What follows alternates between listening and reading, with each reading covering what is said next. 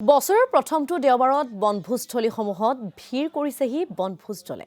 প্ৰাকৃতিক পৰিৱেশৰ মাজত পৰিজন আত্মীয় স্বজনৰ সৈতে লগে ভাগে এসাঁজ খাবৰ বাবে সমবেত হৈছে বিভিন্নজন।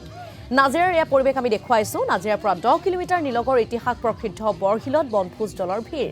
নগা পাহাৰৰ সেউজীয়া পৰিৱেশৰ মাজত বনভোজৰ আনন্দ লৈছে বিভিন্ন স্থানৰ পৰা অহা বনভোজ দলে। আৰু তাত গৈ উপস্থিত হৈছে আমাৰ সাংবাদিক মনোজ দত্তৰ জৰিয়তে আমি আপোনালোকক কিছু পৰিৱেশ দেখুৱাব বিচাৰিছো।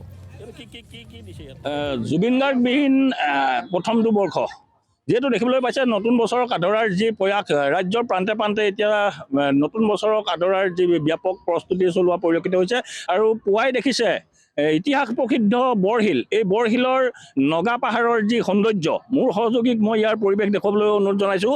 এয়া নগা পাহাৰৰ কাষতে আছে নগা পাহাৰ। এই নগা পাহাৰৰ সৌন্দৰ্যই সকলোকে ইয়ালৈ হাত বাউলি মাতে। আৰু এতিয়া দেখিছে এনেধৰণেই এই নগা পাহাৰৰ গাতেই লাগি থকা যি বৰশিল, আহোমৰ 600 বছৰীয়া ইতিহাস বহন কৰা এই বৰশিলে সকলোকে এতিয়া হাত বাউলি মাতিছে। আৰু ইয়াত বনভোজ খাবলৈ ৰাজ্যৰ বিভিন্ন প্ৰান্তৰ পৰা অহা লোকসকলে ইয়াত পুৱাই আহি আজি ইয়াত ভৰি পৰা পৰিলক্ষিত হৈছে। দেখিছে মোৰ সহযোগী ইয়াৰ পৰিৱেশ দেখুৱাই আছে। এইসকল ৰাইজ যিহেতু কালি প্ৰথমৰ দিনটোতো আমি দেখিবলৈ পাইছিলোঁ যথেষ্ট ইয়াত ৰাইজৰ ভিৰ দেখিছিলোঁ। আজি ঠিক পুৱাই আজি দ্বিতীয়টো দিনতো এনেধৰণে উখল মাখল পৰিৱেশ সৃষ্টি কৰিছে।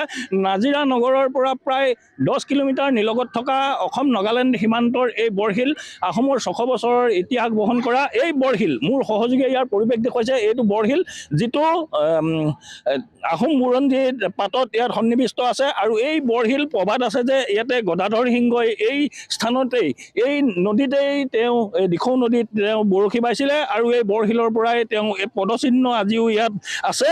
সকলোৱে জানে যে এই পদচিহ্নই ইয়াৰ প্ৰমাণ কৰে। এয়া বৰশিলৰ যি গদাধৰ সিংহৰ যি বৰশী বোৱা পৰ্ব, ইয়াৰ পৰাই তেওঁ বৰশী বাইছিলে। আৰু তেওঁৰ পদচিহ্ন কাষতে আছে এটা, ইয়াতে আঁঠুতীয়া বুলি কয় তেওঁলোকে। নাজিৰাৰ সেই পৰিৱেশটো আমাক দেখুৱালে জ্যেষ্ঠ সাংবাদিক মনোজ দত্তই। তেওঁক এই মুহূৰ্তত আমি ধন্যবাদ জ্ঞাপন কৰিছোঁ।